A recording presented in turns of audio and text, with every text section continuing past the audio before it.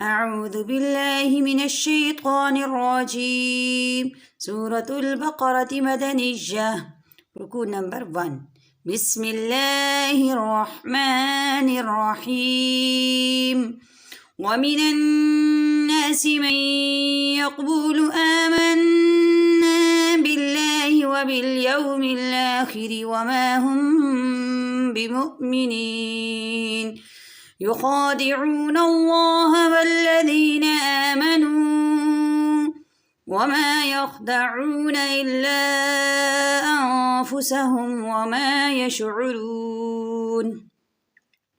في قلوبهم مرض فزادهم الله مرضا ولهم عذاب أليم بما كانوا يكذبون.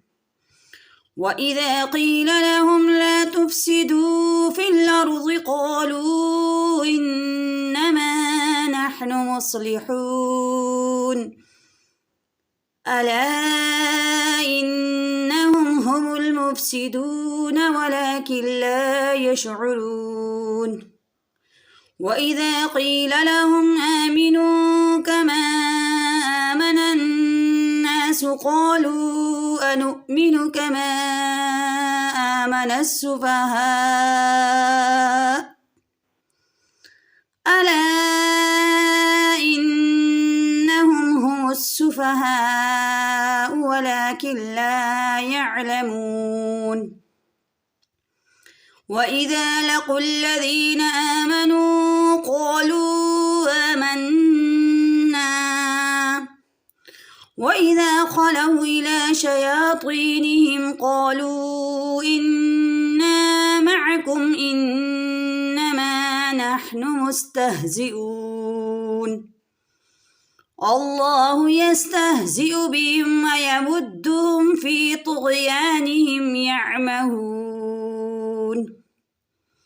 أولئك الذين اشتروا الضلالة بالهدى فما ربحت تجارتهم وما كانوا مهتدين. مثلهم كمثل الذي استوقد نارا فلما أضاءت ما حوله ذهب الله بنورهم وتركهم في ظلمات لا يبصرون. صم بكم عمي فهم لا يرجعون. أو كصيب من السماء فيه ظلمات ورعد وبرق يجعلون أصابعهم في آذانهم من الصواعق حذر الموت والله محيط بالكافرين. يكاد البرق يخطف أبصارهم كلما أضاء لهم مشوا فيه وإذا أظلم عليهم قاموا ولو شاء الله لذهب بسمعهم وأبصارهم إن الله على كل شيء قدير. صدق الله العظيم.